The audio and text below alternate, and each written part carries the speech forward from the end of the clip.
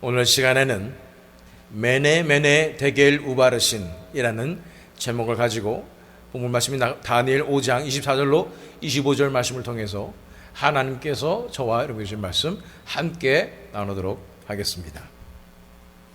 어제 저녁에 미국이 이란에 벙커버스터를 6개를 투하했다는 소식을 들었습니다. 사실상 정황상 미국이 이란과의 전면전을 준비하고 있다는 소식이 속속 들어오는 상황이었습니다.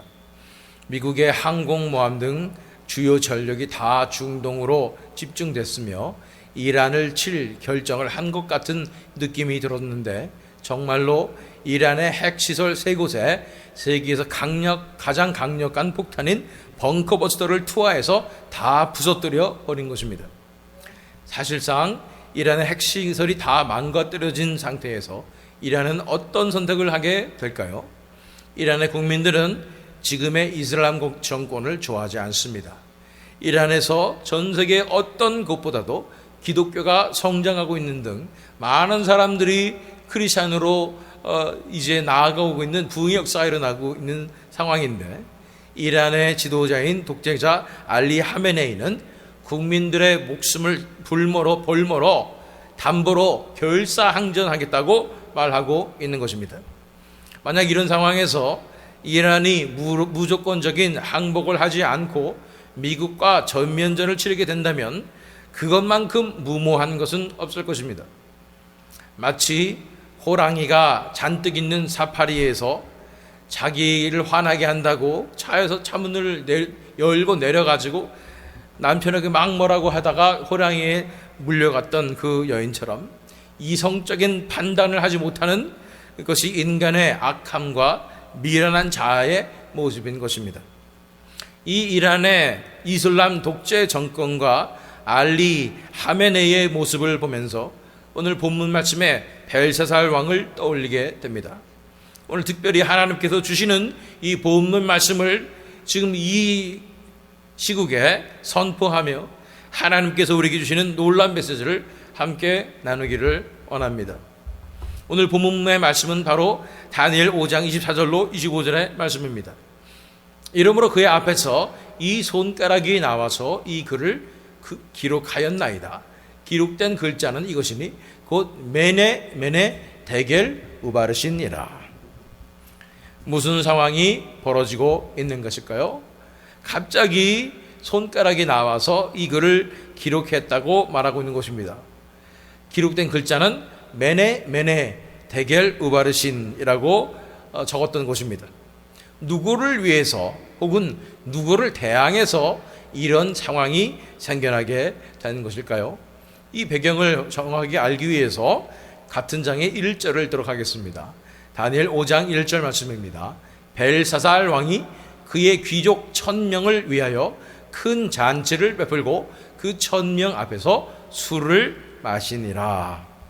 벨사살 왕이 그의 귀족 1000명을 위해 잔치를 베푸는 것이 어떻게 보면 자연스럽게 느껴질 수도 있지만, 어떤 상황 속에서 잔치를 벌였는지를 알게 되면 정말로 이상하다는 것을 우리가 알 수 있을 것입니다. 우리가 30절도 31절 말씀 읽어보면 그날 밤에 갈대아 왕 벨사살이 죽임을 당하였고 메대 사람 다리오가 나라를 얻었는데 그때 다리오는 62세였더라 고 말하고 있습니다. 이날이 바로 다리오 왕이 나라를 얻는 날이었고, 그래서 성경학자들은 이 역사적인 사실을 고증해 볼 때 어떤 상황이었는지를 이제 설명하고 있는 것입니다. 성경학자들은 바사와 메대 연합군이 바벨론 성을 포위하고 있었던 상황이라고 설명하고 있는 것입니다. 이미 밖에는 바사와 메대 연합군이 다 포위를 하고 있는 상황이었던 거예요.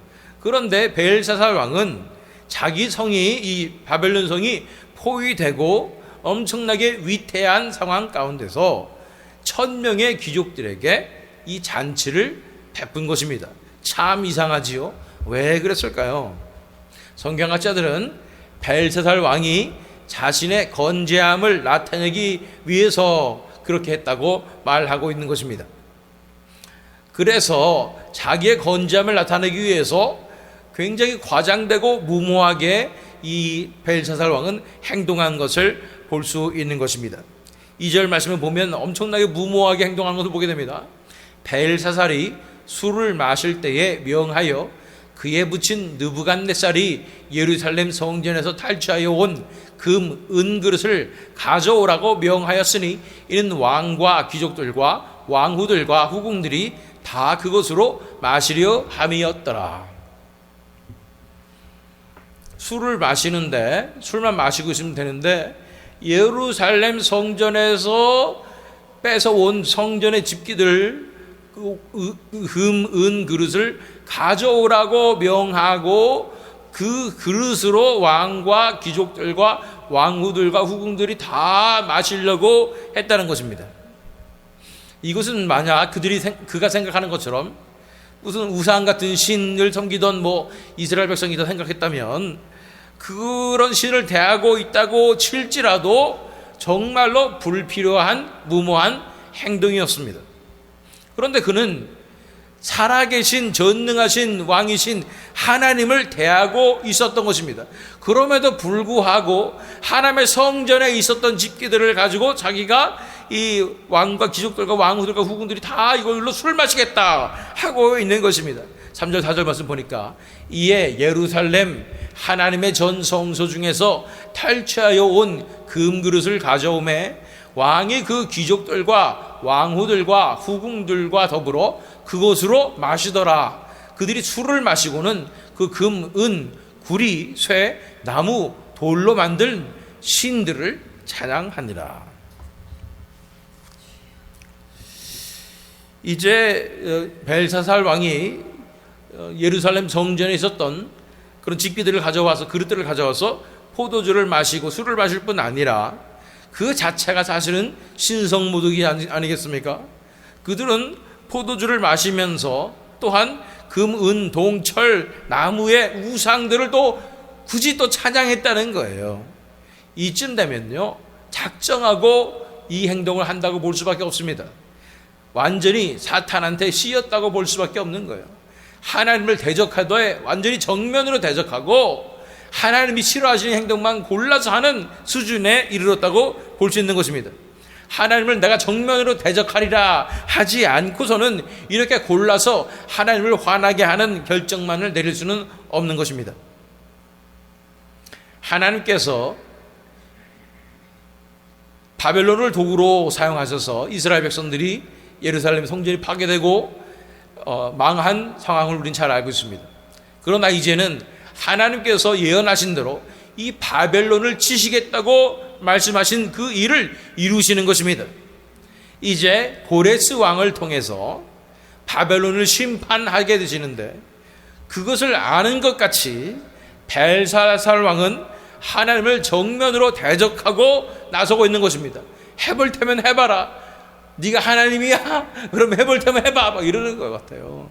하나님이 작정하시고 이제 바벨론을 무너뜨리시려고 그래서 메대와 바사 연합군이 포위해가지고 이제 무너지기 직전이었는데 그 상황 가운데 1000명이나 불러놓고 잔치를 벌이면서 하필이면 예루살렘에 있는 성전의 그 귀한 거룩한 그릇들을 가져다가 술 마시고 더구나 그것뿐 아니라 거기다가 이제는 이 우상들을 찬양하는 이런 상황을 맞닥뜨리게 되는 것입니다. 지금 사실은요 이란의 상황도 비슷합니다. 지금 미국에 포위되었다고 해도 과언이 아닐 만큼 미국의 압도적인 전력이 이란에 집결되어 있습니다. 몇 달 전부터 항공모함이 거기로 간다는 소식을 저는 들었어요. 정말로 전쟁이 일어난다 이 소식을 들었던 거죠. 그런데 그런 상황 가운데 이란은 더욱더 크리스찬들을 박해하며 하나님을 대놓고 대적하고 있는 것입니다. 이란에는 엄청난 순교의 피가 흘려졌었습니다. 그리고 그 순교의 피를 바탕으로 놀라운 하나님의 부흥의 역사가 이란 땅에 이루어지고 있다는 소식을 우리는 듣고 있는 것입니다. 수많은 사람들이 예수님께로 돌아오고 있어요. 그 이슬람의 압제 가운데 독재 가운데 그곳에서 복음이 전파되고 있고 수많은 이런 사람들이 깨어나고 있고, 이제는 수많은 사람들이 세례받고 목숨 걸고 예수 믿는 역사들이 지금 이란 땅 가운데 이루어지고 있는 것입니다. 그런데 끝까지 결사항전하겠다 하면서 이 독재자는 자기 백성들이 다 죽어도 상관없다는 듯이 그렇게 말도 안 되는 이 전쟁의 싸움을 하고 있는 것입니다. 이렇게 성전 집계를 가지고 술을 마시는 벨사살과 바벨론의 행태는 마치 우리가 요한계시록의 음녀의 행태를 떠오르게 하는 것입니다. 요한계시록 17장 5절로 6절 말씀. 그의 이마에 이름이 기록되었으니 비밀이라 큰 바벨론이라 땅의 음녀들과 가증한 것들의 어미라 하였더라. 또 내가 보매 이 여자가 성도들의 피와 예수의 증인들의 피에 취한지라. 내가 그 여자를 보고 놀랍게 여기고 크게 놀랍게 여기니 라고 말씀하고 있습니다. 이렇게 성도들의 피에 취한 듯이 이 음녀같이 이렇게 하나님께 정면으로 대적하고 있는 벨사살에게 하나님께서 선전보고를 하시는 것이 오늘 우리가 읽은 본문 말씀인 것입니다. 우리 5절 말씀 보니까 그때에 사람의 손가락들이 나타나서 왕궁 촛대 맞은편 석회벽에 글자를 쓰는데 왕이 그 글자 쓰는 손가락을 본지라고 말하고 있습니다. 갑자기 사람의 손가락들이 나타나서 석회벽에다가 글씨를 쓰는 것입니다. 거기에 무슨 말이 써져 있었을까요? 오늘 본문 말씀인 것입니다. 이러므로 그의 앞에서 이 손가락이 나와서 24절 25절에 이 글을 기록하였나이다. 기록된 글자는 이것이니 곧 메네 데겔 우바르신이라. 오늘 어느 나라 말인지는 모르겠지만 마침의 제목이 메네 데겔 우바르신입니다. 이렇게 글자가 써 있다는 것입니다. 그러면 메네 데겔 우바르신은 어떤 의미가 있었을까요? 사실은 다니엘이 자세히 해설을 해주고 있습니다. 26절로 28절 말씀 읽어보면 그 글을 해석하건대 메네는 하나님이 이미 왕의 나라의 지대를 세워서 그것을 끝나게 하셨다 하며, 데겔은 왕을 저울에 달아보니 부족함이 보였다 하며, 베레스는 왕의 나라가 나뉘어서 메대와 바사 사람에게 준 바 되었다 함이니이다 하니. 여기서 그래서 메네라는 말은 세어본다는 뜻입니다. 카운트한다는 얘기죠. 계산해 본다는 얘기고, 두 번째 데겔이라는 말은 무게를 재본다라는 것입니다. 세 번째 베레스라는 것은 나눈다는 뜻인데, 여기서 베레스라고 단어를 쓴 이유가 있습니다. 우바라신이 아니라 이 베레스라고 표현한 것은 기원이 같은 말입니다. 그런데 좀 더 쉽게 이해하기 위해서 쓴 단어입니다. 다시 말하자면 벨사살 왕의 날수가 다하였다. 그래서 하나님이 결산하시라고 그 무게를 재보았는데 모자랐다. 그래서 그 나라가 갈라질 것이다 라고 예언의 말씀을 하시는 것입니다.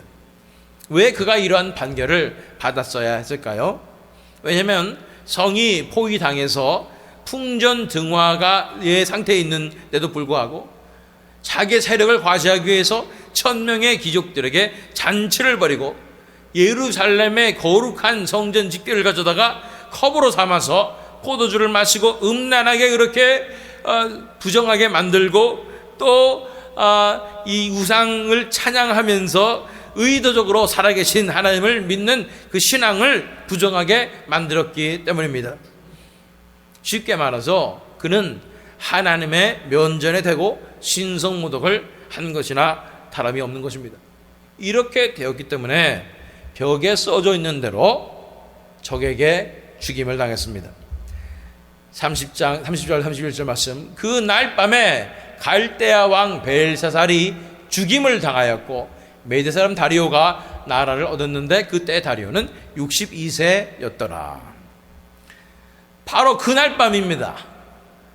술 마시고 1000명과 술 마시고 거룩한 성전의 그릇을 가져다가 술잔으로 삼고 그렇게 하나님을 신성 모독하였던 벨사살이 죽임을 당했던 것은 바로 그날 밤이었던 것입니다. 그 누가 하나님을 이렇게까지 대적하고 무사할 수 있겠습니까? 성도의 피에 취해 있던 음녀 같은 바벨론이 그날 무너졌습니다. 이 벨사살이 바로 바벨론의 마지막 왕이 되었습니다. 하나님께서 세우신 종 고레스의 손에 무너지게 되는 것입니다. 제가 서두에 이란에 대해서 말씀드렸는데, 만약 이란이 무너지게 된다면 어떤 일이 벌어지겠습니까? 수십 년 동안 이란 백성들을 억압하고 있었던 이슬람 정권이 무너져 드디어 이란 백성들이 자유케 될 것입니다. 수십 년 전만 해도 이란은 자유의 땅이었어요. 크리스찬들이 있었어요. 목사님들도 있었고. 근데 갑자기 이슬람 정권이 독재 정권으로 자리를 잡고 크리스찬들을 다 잡아 죽였어요. 수많은 사람들이 순교를 당한 것입니다. 그 피가 엄청나게 이란 땅에 뿌려졌던 것입니다. 그런데 다시금 하나님께서 이 복음의 불길을 불러일으키시고 백성들이 이제 깨닫고 돌아오게 하시는 그 역사 가운데 있었던 것입니다. 그리고 그들이 부르짖었습니다. 그 부르짖음을 하나님께서 저는 들으신 것이라고 믿습니다. 이제는 이 백성들을 수십 년 동안 억압하고 있었던 이슬람 정권이 이제 무너져서 드디어 이란의 백성들이 자유케 되는 역사가 일어나게 될 줄로 믿습니다. 하나님의 손에 들린 귀한 잔 같은 성전의 집기, 성전의 그릇이 얼마나 귀하시겠어요, 하나님께서. 그런데 이란의 크리스천들이 그렇게 그보다도 더 귀하다고 하나님께서 말씀하시는 줄 믿습니다. 하나님께서 택하신 그 자들을 하나님께서 되찾으시는, 하나님께서 구해주시는, 하나님께서 살려주시는 엄청난 승리의 역사가 일어나게 될 줄로 믿습니다. 하나님께서 우리에게도 이 본문 말씀으로 말씀해 주십니다. 이러므로 그의 앞에서 이 손가락이 나와서 이 글을 기록하였나이다. 기록된 글자는 이것이니 곧 메네 데겔 우바르신이라. 하나님께서 우리 한 사람 한 사람을 이 마지막 때에 저울로 한번 달아보시겠다고 말씀하시는 것입니다. 우리 마음 가운데 하나님으로만 가득 차 있는지 아니면 불순물들이 들어있어서 함량이 미달인지 한번 저울로 재보겠다고 말씀하시는 것입니다. 우리가 저울로 재보면 이게 순수한 금속인지 아닌지 금방 알 수가 있지요. 금의 함량이 최대한이 되어야 순금으로 인정받듯이 우리 마음에 하나님으로만 가득 채워지기까지 불순물이 다 제거되어야 되는 줄로 믿습니다. 하나님께서 저울에 한번 달아보자 하고 여러분들을 부르실 때에 그것은 딱 한번 달아보고 에이 너 안 되겠다, 너 버려야지 하고 버리시려고 달아보자고 하는 게 아닙니다. 우리 안에 하나님의 함량이, 하나님만을 사랑하는 그 함량이 얼마나 높은지, 또는 불순물이 또 얼마나 남아있는지 이런 것들을 계속 보게 하시기 위해서 하나님께서 한번 달아보자 하시는 거예요. 그리고 결국은 하나님께서 이렇게 우리를 시험하시고 테스트를 주시고 저울로 한번 달아보자 하시는 것은 우리가 순도 100%의 함량 높은 정금으로 나오게 하시기 위함인 줄 믿습니다. 그래서 우리 삶 가운데 자꾸만 테스트를 주시고 자꾸만 네 믿음이 어디 있냐 한번 보자, 이 상황 가운데서 네가 믿음 지킬 수 있냐 한번 보자, 저울 한번 달아보자 하고 계속 달아주시는 거예요. 그런데 이렇게 하나님 함량, 하나님을 사랑하는 마음만 100%에 가깝게 되는 이것이 이렇게 순금같이 되는 것이 우리 스스로가 할 수 없는 것임을 우리는 바라봅니다. 우리 안에는 결코 순도 100%로 하나님만을 사랑하는 마음이 있을 수가 없기 때문입니다. 그런데 우리가 명심해야 될 것이 있습니다. 우리 주 예수님은 하나님의 이 저울 달아보는 테스트를 순도 100%의 마음으로 통과해 내신 분이십니다. 모든 시험이 다가오고 심지어 십자가의 시험이 다가와도 하나님 아버지 한 분만을 사랑하셔서 그 시험을 100%로 통과하신 분이 바로 우리 주 예수 그리스도신 것입니다. 그분이 우리 마음 가운데 오셔서 살아주시겠다고, 그분을 믿고 맡기라고, 이제 그분을 믿고 나아가라고 말씀해 주시는 것입니다. 그분께서 우리 안에 살아주실 때에, 순도 100%의 예수님께서 살아주실 때에, 이 저울로 달아봤을 때 예수님의 의로 말미암아, 예수님의 공로로 말미암아, 예수님의 보혈로 말미암아 우리도 통과하는 놀라운 은혜가 임하게 될 줄로 믿습니다. 예수님께서 우리 안에 역사하실 때 우리 마음에도 순도 100%의 하나님만을 사랑하는 변화가 반드시 일어나게 될 줄로 믿습니다. 욥기 23장 10절 말씀을 읽어보니까, 그러나 내가 가는 길을 그가 아시나니 그가 나를 단련하신 후에는 내가 순금같이 되어 나오리라 말씀하시는 것입니다. 욥의 생애를 살펴보세요. 얼마나 하나님이 한번 달아보자 하시는데, 욥은 이 정도면 됐잖아요, 나는 참 의롭습니다 했는데, 거기 불순물 보이지? 그것 때문에 안 되는 거야 이러면서 하나님께서 계속해서 시험을 주시고 담금질을 하시고 연단을 하셔서 이 불순물이 다 제거되도록 하나님께서 역사해 주시는 것입니다. 그것을 이제 깨달은 욥이 말하는 거예요. 그러나 내가 가는 길을 그가 아시나니 그가 나를 단련하신 후에는 내가 순금같이 되어 나오리라. 날마다 그래서 하나님께서는 우리를 저울에 달아보시고 테스트하십니다. 하나님께서 그 시험을 통해서 우리 자신이 우리의 진면목을 보게 되며 불순물이 발견되어서 불순물을 제거하는 정죄와 연단의 과정을 더 지나게 되는 것입니다. 그러나 이 과정이 완성될 날이 올 줄로 믿습니다. 그가 나를 단련하신 후에는 우리가 순금같이 되어 나오게 될 줄로 믿습니다.